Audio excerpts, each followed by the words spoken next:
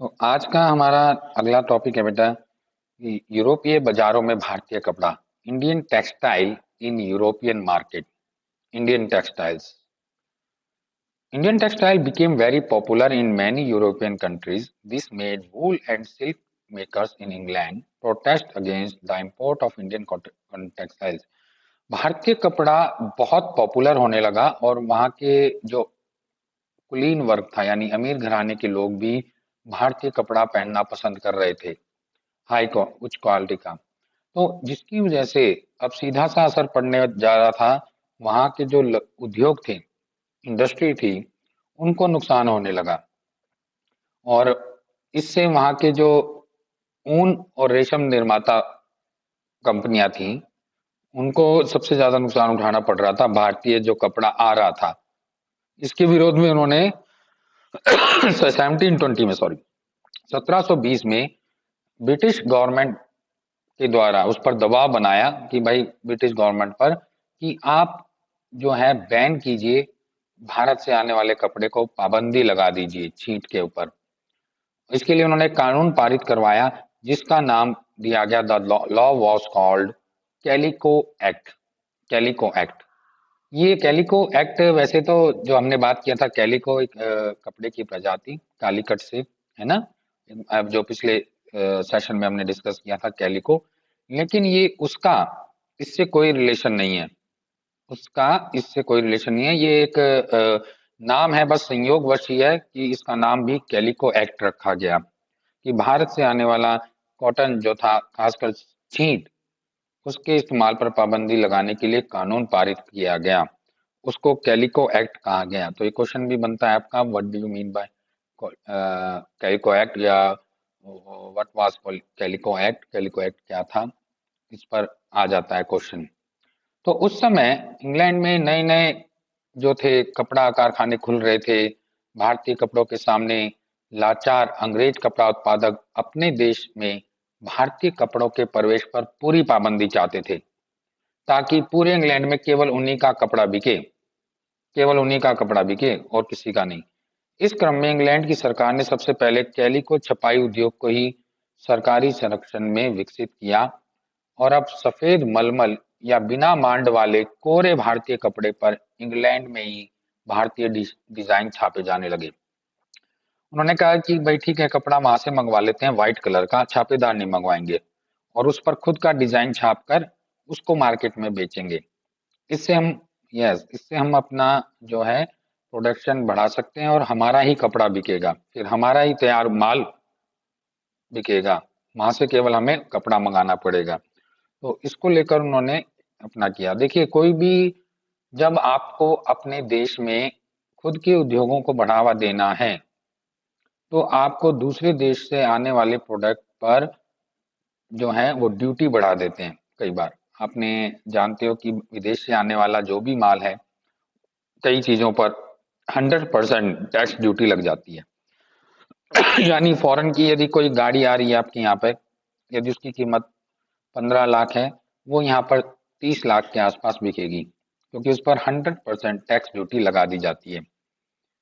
विदेशों में वो गाड़ी सस्ती मिलेगी, जैसे आपकी ऑडी है और अन्य जो कारें हैं जो दूसरे देशों से आती हैं, है ना। तो उस पर वो भारत में आप देखते हो ऑडी की कीमत 30-35 लाख, 40 लाख, 45 लाख, ये कीमत है ना। जबकि, हाँ, यस, लेकिन ये फॉरेन में गाड़ियां सस्ती मिलती हैं।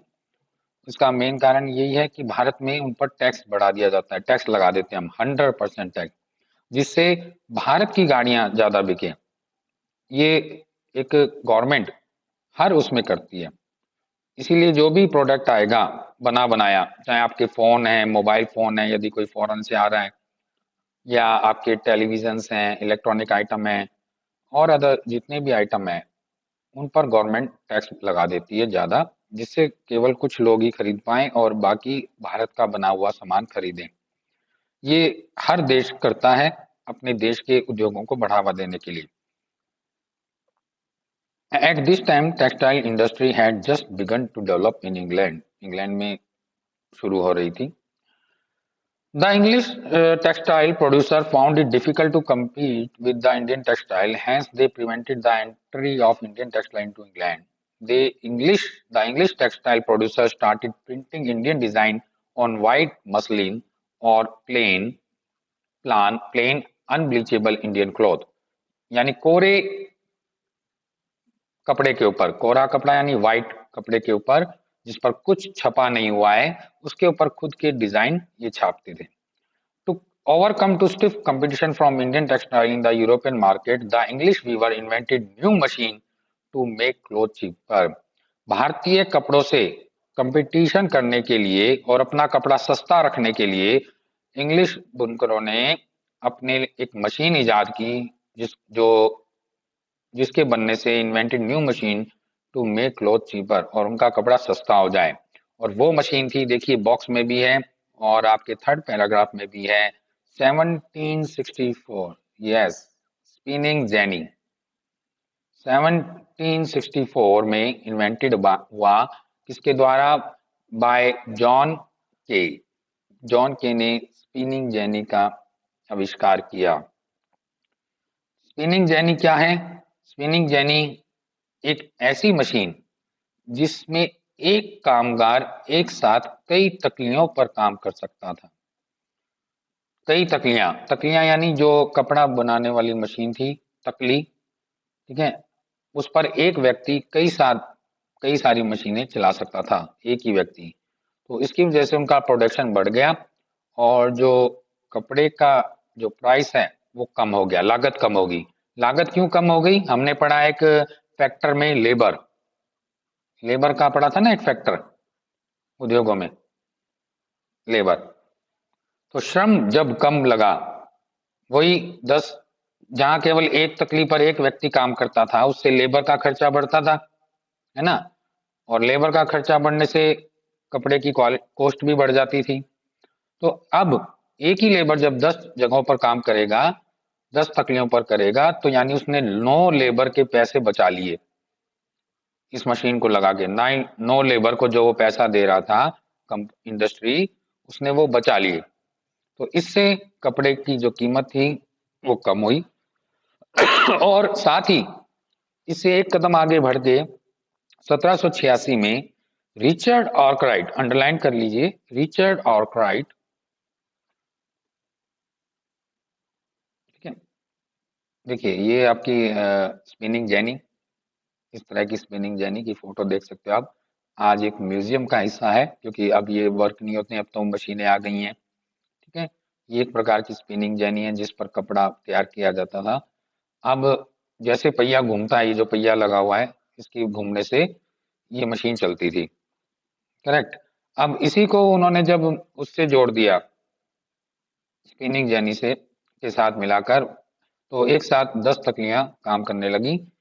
तो यस, और a single worker was able to work 8 or more स्पोल्स eight once, ठीक है, एक साथ कई जगहों पर काम कर सकता है.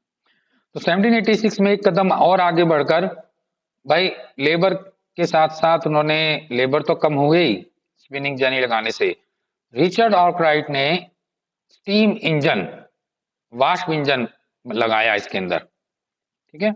वाष्प का इंजन इस स्पिनिंग जेनी के अंदर लगाया और इसकी वजह से सूती कपड़े की बुनाई में क्रांतिकारी परिवर्तन हुआ और अब बहुत सारा कपड़ा बेहद कम कीमत पर तैयार किया जा सकता था. जी हाँ, बेहद कम कीमत पर. तो ये इसका बेनिफिट हुआ इस स्टीम इंजन लगाने से, भाप का इंजन. वही अपने आप पूरी स्पिनिंग जेनी चला रहा है, केवल व्यक्ति देखता था कि धागा कहीं से टूटा है नहीं टूटा है. तो इससे उनके कपड़े और सस्ते होते गए, और सस्ते हो गए. रिचर्ड आर्कराइट, इनकी फोटो देख सकते हैं आप. Arkwright achievement was to combine power machine, semi skilled labour and a new raw material to create mass production. Cloth could now be woven cheaply and in immense quantities, बहुत ज्यादा मात्रा में बनने लग गए और चीप भी हो गए, सस्ते भी हो गए. However, Indian textile continued to dominate world trade till the end of the 18th century. 18वीं शताब्दी के अंतिम दशक तक फिर भी भारतीय कपड़ा डोमिनेट करता रहा, क्योंकि उसकी जैसी क्वालिटी तो ये फिर भी नहीं बना पाए, उसकी जैसी क्वालिटी फिर भी नहीं थी। These companies purchased cotton and silk textile in India and paid for it in silver. ठीक है, तो बहुत से लोगों ने इस इंडस्ट्रीज को लगाया, खासकर the Dutch, the French and the English trading companies made huge profits from textile trade. जो भारत में आने वाली ये भी थी ना, हमने बात की थी, केवल इंग्लिश कंपनी नहीं थी, डच भी थे, फ्रेंच भी थे, है ना। तो इन्होंने भी बहुत ह्यूज प्रॉफिट कमाया, जो हमने यस पिछले सेशन में डिस्कस किया था, पिछला फर्स्ट लेसन था हिस्ट्री का, कि और भी बहुत सी कंपनियां आई थी भारत में, तो उन्होंने भेज, हाँ, इंग्लैंड की एकमात्र यही थी, गुड, बाकी और देशों की भी यूरोपियन कंपनियां थी। ये कंपनियां भारत आकर चांदी के बदले सूती और रेशमी कपड़े खरीदते थे, सिल्वर देते थे भारत में, paid for it in silver, और उसके बदले जो था सूती और रेशम कपड़ा खरीदते थे। परंतु जैसा कि आप जानते हो कि ईस्ट इंडिया कंपनी को बंगाल की राजनीतिक सत्ता जब मिली और अपने आप को उन्होंने जब दीवान बनाया, दीवानी घोषित कर दिया 1765 में, 1765 में, उसके बाद स्थितियां बदल गईं। उसके बाद जो भारतीय बुनकर थे उनकी स्थिति में भी प्रभावित हुआ, और जो केवल मुनाफा मुनाफा कंपनी को होने लगा, सारा जो पैसा था वो यहीं से उठाने लगे। देखिए अब नेक्स्ट पेज पर है आपकी कुछ स्थान है 18वीं सदी के आखिर में बुनाई के मुख्य केंद्र, बुनाई के मुख्य केंद्र, ठीक है। इसको ये मैप देख रहे हो आप अपनी स्क्रीन के ऊपर, ये उस समय के प्रमुख जो हमारे सूती के आखिर में बुनाई में के मुख्य केंद्र भारत के कहाँ कहाँ थे मुख्य रूप से। एक तो सबसे पहले आप देख लीजिए नंबर 1 पे जो लिखा हुआ है न्यू दिल्ली, ये तो था ही। सेकेंड नंबर पानीपत, पानीपत जो है हैंडलूम का आज भी हमारा बहुत बड़ा व्यवसाय है इधर। तीसरा नंबर लुधियाना, ये सूती और ऊनी वस्त्र के लिए प्रमुख स्थान है। आज भी जो आपके मार्केट में जो कपड़ा आता है अधिकतर इस इलाके में, दिल्ली और इधर के इलाकों में, ये सब लुधियाना से आता है। लुधियाना तो माना जाता है कि घर घर में यहाँ लोग हौजरी का सामान बनाते हैं, और भारी संख्या में इनके घर घर में भी फैक्ट्री लगी हुई है एक तरह की लुधियाना के अंदर। चौथा अमृतसर, आल्सो पंजाब का एक और जगह अमृतसर 4 नंबर पे। जयपुर राजस्थान के अंदर जो कैपिटल भी है। जोधपुर, जोधपुर राजस्थान का एक और इलाका। आवाज नहीं आ रही?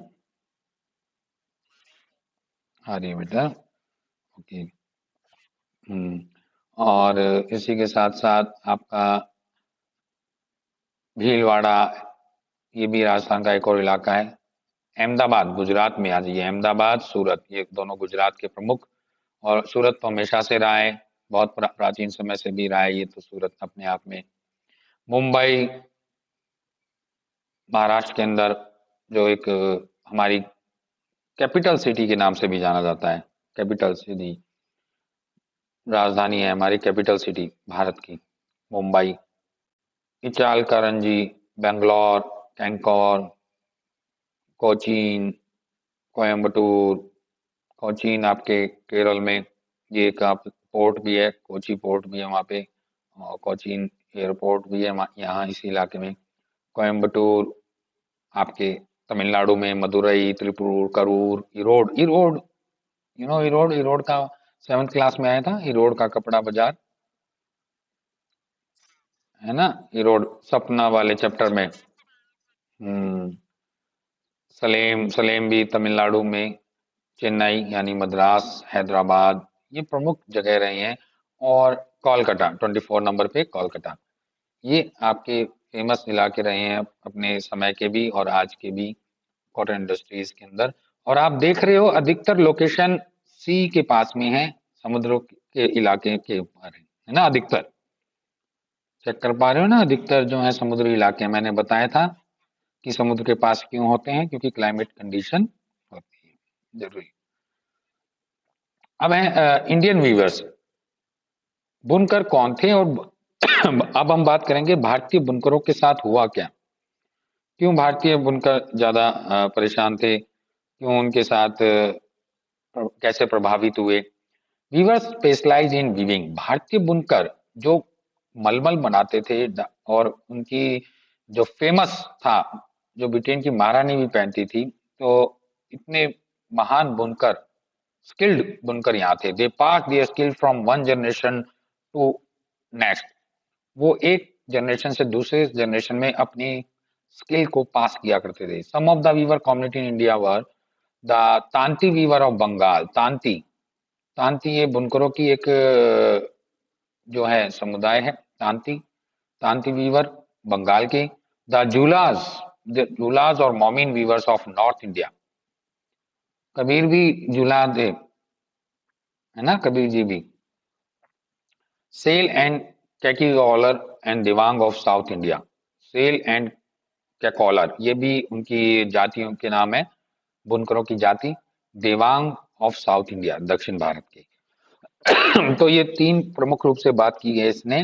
तांती बंगाल के वीवर्स, जूला और मोमिन्स नॉर्थ इंडिया में, ये ध्यान रखना ऑब्जेक्टिव टाइप के क्वेश्चन में आ जाता है। Sale and Kaikolar and Devang of south India, ये अधिकतर जो समुदाय के लोग थे जो बुनाई का काम करते थे, वो पुरुष किया करते थे, पुरुषों का काम था बुनाई पर काम करना है। पहला काम सूत का उत्पादन करने से पहला काम था महिलाओं के जिम्मे था, जिसमें चरखा और तकली घर घर में पाए जाते थे। धागे को चरखे पर काट कर तकली पर लपेट दिया जाता था। जी हाँ, द आर्ट ऑफ वीविंग, देखिए एक महिला, आप देख रहे हैं किस तरह से धागा कॉटन से निकाल रही है, धागे को तैयार कर रही है। और ये पुराने देखिए किस तरह से, ये मैंने देखा था, ये जो आइटम है ये हमारे घर में भी था और आज भी रखा हुआ है, लेकिन इसका उपयोग नहीं करते क्योंकि हमें आता ही नहीं है। नई पीढ़ी इनको भूल चुकी है इन चीजों को, लेकिन ये इंस्ट्रूमेंट मैंने देखे हैं अभी भी, लेकिन ये नहीं है। ठीक है, ये एक्चुअली पता नहीं होगा पहले कभी, बट अगर ये है तो ये भी था, लेकिन ये मैंने इंस्ट्रूमेंट अभी भी देखे हैं। सो बट क्या है कि हम अब घरों में खुद करते नहीं है, बने बनाए हैं, हमारे पास कपड़े आ रहे हैं, मार्केट है, तो उसी से काम चला लेते हैं। तो ये जो काम था, देखिए महिलाएं किस तरह से धागा काट रही हैं। पुरुषों का काम था तकलियों पर काम करना। Cotton was first spun into yarn. This was called spinning and was done by women. The chakra and the takli were household spinning instruments. The thread was spun on the charkha and rolled on the takli. Rolled कर लिया जाता तकली पर, देखिए rolled कर लिया जाता था, घुमाकर तैयार कर लिया जाता था। यहाँ उसको बना लिया गया है, इस तरह से भी रोल कर लिया गया है। एक चक्र, when the spinning was over the thread was woven into cloth by the weaver. Weaving was mostly done by men. जब एक बार धागा तैयार हो जाता था, उसके बाद जो बुनकरों का काम शुरू हो जाता था, और असली काम था बुनकरों का उसके बाद, जो अधिकतर मैन के द्वारा किया जाता था, कपड़ा तैयार करना। चरखा, देखिए चरखा बाद में, चरखा इतना फेमस था खासकर पश्चिम बंगाल में, गुजरात में, महाराष्ट्र में चरखा घर घर में पाया जाता था, घर घर में। इसलिए महात्मा गांधी जी ने अपने आंदोलन के अंदर, हम पढ़ेंगे आगे भी चल के, कि अपने मूवमेंट में चरखे को एक महत्वपूर्ण योगदान दिया। जानते हो ना, महात्मा गांधी जी हमेशा दिखाते रहे, हम चरखा चलाते हुए उनको दिखाया गया है। उनके साबरमती आश्रम में जब मैंने आपको घुमाया था वर्चुअल टूर के अंदर, तो उसमें भी हमने देखा था कि किस तरह से उनका चरखा वहां था। तो चरखे को उन्होंने एक राजनीतिक नेशनल मूवमेंट से जोड़ दिया, क्योंकि चरखा उनके घर, हर एक के घर में था और चरखे से लोगों का लगाव रहा, इसलिए उन्होंने अपने राष्ट्रीय चिन्ह के अंदर भी एक तरह का उपयोग में लाए। और भारतीय झंडे में, प्रथम भारतीय झंडों में जो था ध्वज के अंदर चरखा शुरुआती ध्वज में रहा है, हमारे चरखे का इस्तेमाल लगातार किया जाता रहा है ना। तो ये बहुत इंपॉर्टेंट रहा चरखा अपने आप में। तो बंगाल में तो था ही, बंगाल में तो घर घर में थे बुनकर, जैसे बताया, और तांती बुनकरों का था। कपड़ा रंगने वाले अलग थे, डाई करने वाले देखिए प्रिंटर्स हैं। For colour textile the thread was dye by the dyer known as rangrez. ये एक वर्ड आया है आपके फर्स्ट पे नंबर 85 पर सेकंड पैराग्राफ में रंगरेज, कपड़ा रंगने वालों को रंगरेज कहा गया। ये तो एक आधुनिक चित्र है जो आप देख रहे हैं इस तरफ, कपड़ा रंगते हुए व्यक्ति जो डाई करते हैं, कपड़ा रंगते हैं। आजकल हम भी जैसे कोई खासकर लेडीज अपने जो अपनी चुन्नी है उनको व्हाइट कलर की लेकर खुद अपने स्टाइल से उसको रंगवाते हैं। तो ये रंगरेज आपको मार्केट में, कपड़ा मार्केट में बैठे हुए देखते हैं आज भी। For printed cloth the weaver needed the help of specialist block printer. Block printer देखिए, ये जो महिला छापा लगा रही है, छापा बनाकर उस पर डिजाइन तैयार करके फिर स्याही में डुबोकर इस पर लगाया जाता है। ऐसा मैंने देखा है जयपुर के अंदर भी। जयपुर में हवा महल के पास ही कई कपड़ों की शॉप है और उसमें दिखाया जाता है कि देखिए इस तरह से हम बनाते हैं ब्लॉक प्रिंटर। उस इलाके में देखने को मिला है। नॉन एज चिप्पीगार, इनको क्या कहा गया बेटा, क्या कहा जाता है इनको? चिप्पीगार नाम दिया गया। Block printers, चिप्पीगार्स। डाइड करने वाले डायर्स जो थे, रंगरेज। Handloom industry provided livelihood for millions of Indians. तो हैंडलूम इंडस्ट्री आज भी भारत में बहुत से लोगों को रोजगार दे रही है, मिलियंस। और ये देखिए, ये व्यक्ति जो कपड़ा बना रहा है, वीवर मैन, तकली के ऊपर हाथ से बनाया हुआ, ऊपर से धागा खींचता है, फिर एक खींचता है, तो इस तरह से धीरे धीरे करके बनाता है। बहुत मेहनत वाला काम था, धीरे धीरे था। तो ये आज का हमारा सेशन है, आज का टॉपिक इतना ही रहेगा। कल हम इस फिर आगे बढ़ेंगे और कल का सेशन के हमारा टॉपिक रहेगा भारतीय, इतने जो वीवर्स थे, इतने जो बुनकर थे, इतने स्पेशलिस्ट जो बुनकर थे, वो अचानक से कहाँ चले गए, क्यों पतन हो गया उनका, ये हम अपने आगे आने वाले जो है सेशन के अंदर इसको डिस्कस करेंगे। तो तब तक के लिए have a nice day, take